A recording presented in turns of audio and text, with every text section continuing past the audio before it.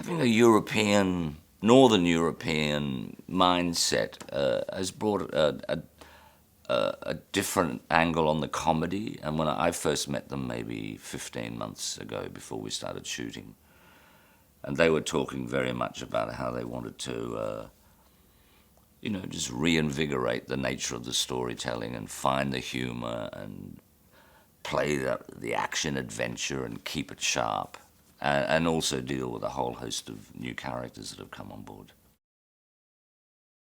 He's running a very big empire, maybe 10 or 12 ships. So he's the kingpin. And that gets challenged by a surprise visitor. And his quest in the film is to, I suppose, take this guy out. Penny Rose, the costume designer, contacted me long before the shoot and sent me a drawing of his new outfit. I like to think he looks like a kind of, European tycoon, open shirt, bling, but in Vegas. Got the money, but not really got the style, The story in Pirates 5 pretty much starts with Jack living by his wits, which is his great strength, but you realize pretty quickly that I think he might be going to the taverns a little bit more regularly. He doesn't have the pearl because it's trapped in a bottle, and no one knows how to break that curse. So he hasn't got a ship. His regular crew turn on him, so he's kind of adrift in the world. He's no fool, I would like to think he's as cunning and as bright as Jack is. I think Jack's more likable. But they're two sides of the same coin, really. They lead very individual lives. They're both great survivors. Barbossa's way of achieving that is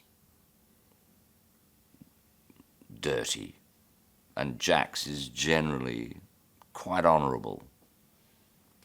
So to have this other wedge put into Barbossa's character made it, when I read it, I went, oh.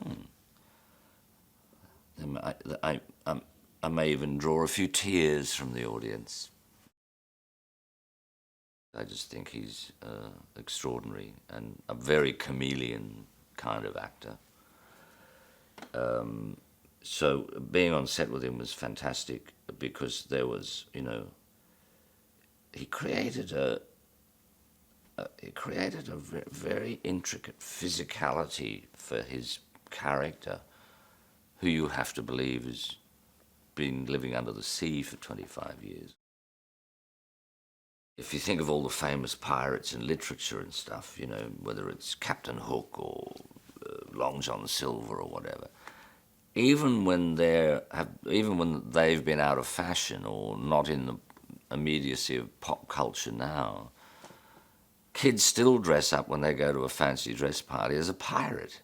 Do you know? Even if it's not something that they're really in contact with.